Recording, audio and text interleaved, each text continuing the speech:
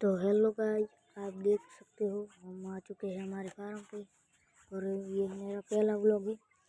Please मेरा vlog ज़्यादा से ज़्यादा शेयर करें। ये है हमारी रागण, देख सकते हो।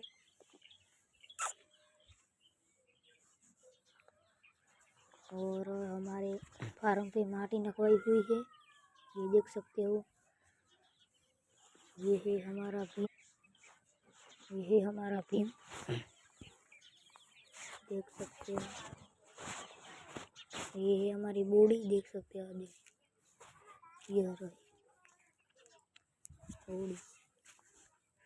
बॉडी के गले में जो वैया है वह इसका था और इसका नया लाया हुआ है। इसका नाम ज्योति है, देख सकते हो। और खड़ी, ये देख, रागण इसकी बच्ची है। और भीम और ज्योति भाई बहन है।